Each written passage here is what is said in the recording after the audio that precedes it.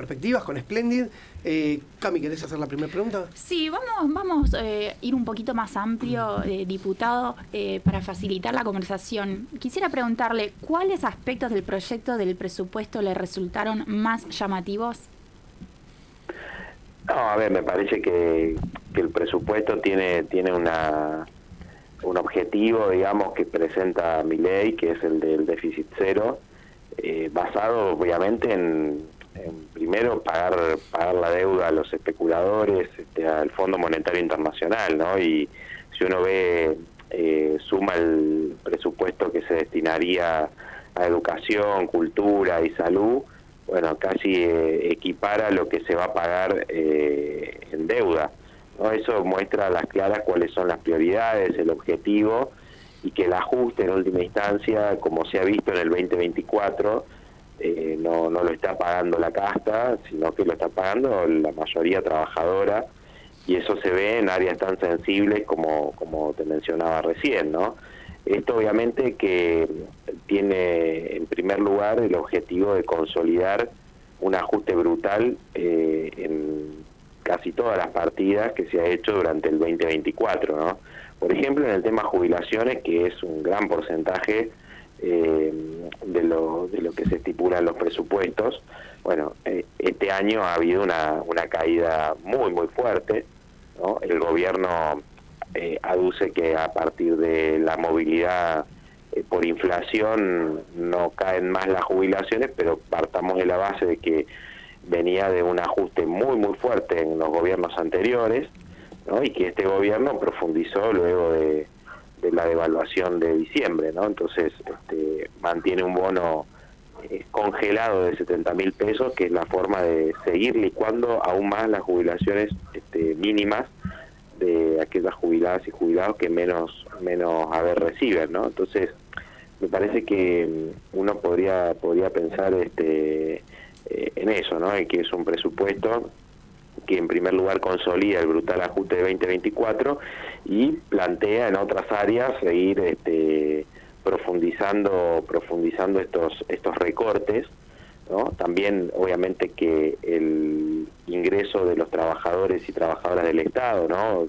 Ha sido licuado enormemente, con aumentos muy por debajo de la inflación, ¿no? Han sido castigados las trabajadoras y trabajadores estatales por este gobierno, ¿no? Cuando tenemos funcionarios que tienen sueldos millonarios, ¿no? Comparado con lo que ganan aquellos trabajadores y trabajadoras estatales, los mismos trabajadores de Aerolíneas Argentinas, ¿no? Que han recibido aumentos irrisorios, teniendo una pérdida acumulada de 80 puntos en términos reales en su salario aproximadamente, ¿no? Entonces, o bueno, podríamos mencionar a los trabajadores del Hospital Garrahan, que están de paro, que están realizando distintas huelgas y manifestaciones, ¿no? Algo tan sensible como la salud, bueno, ahí también pasaron la motosierra, ¿no? Y creo que eso es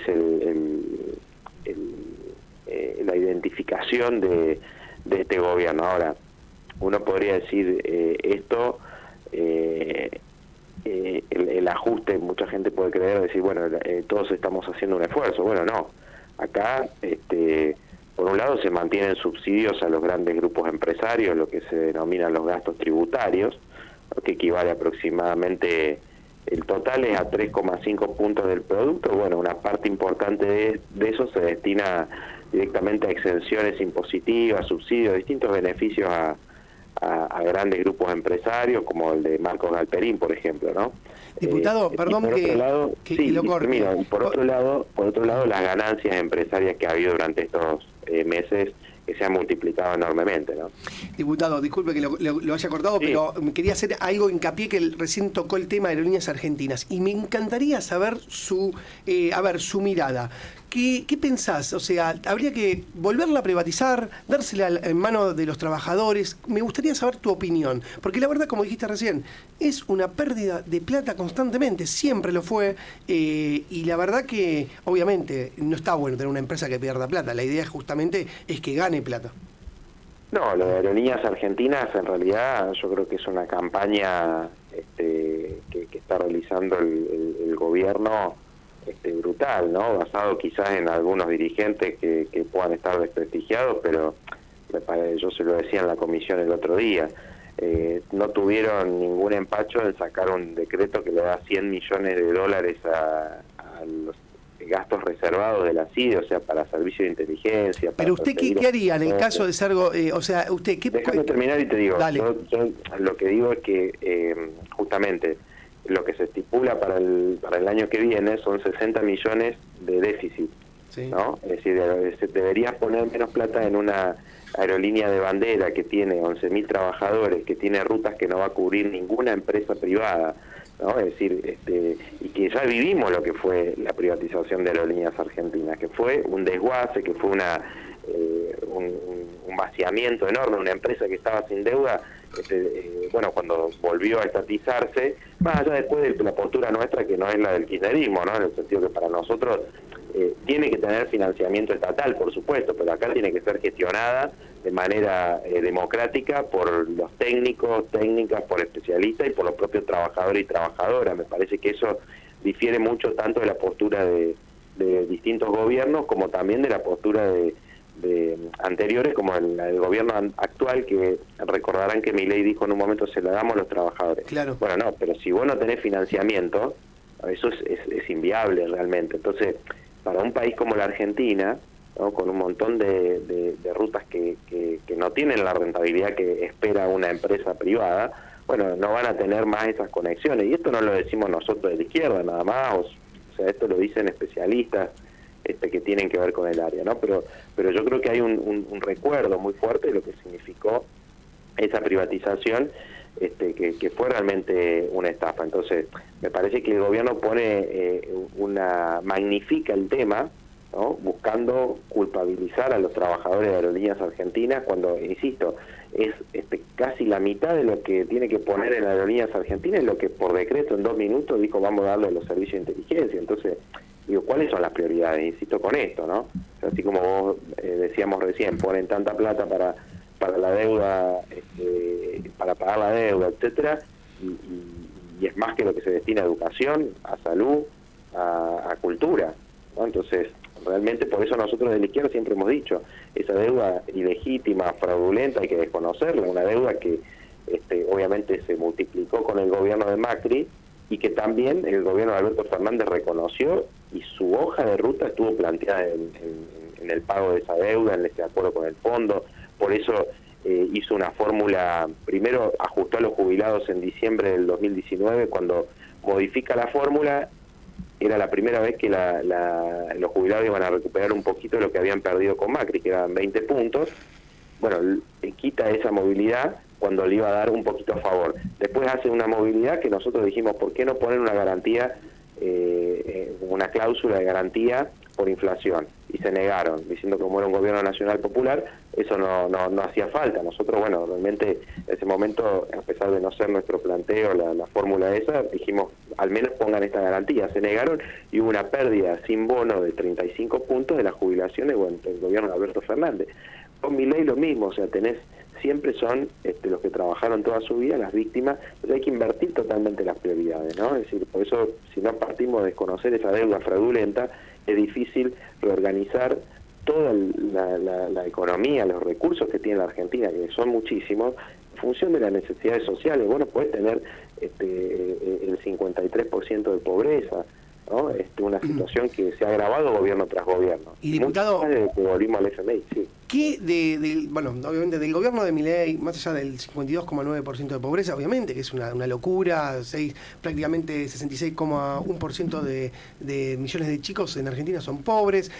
¿Qué podés rescatar con tu mirada objetiva, porque obviamente siendo oposición, del gobierno de Milei, algo que decís: che, la verdad, está bueno esto? Me gustaría saber tu opinión. Si es algo, obviamente, que podés rescatar, porque viste que en los gobiernos siempre hay cosas buenas y cosas malas. Y uno siempre, obviamente, nos enfocamos capaz en lo malo, pero también está bueno rescatar si hay algo que ves que está bueno.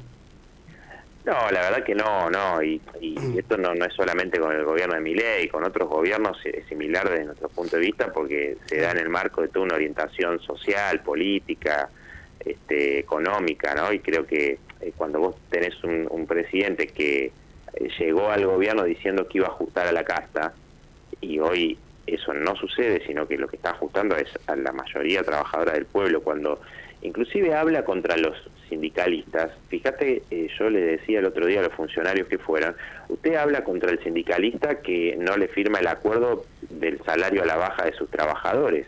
Ahora, muchos de los trabajadores de esos gremios no están de acuerdo con lo que firma el sindicato.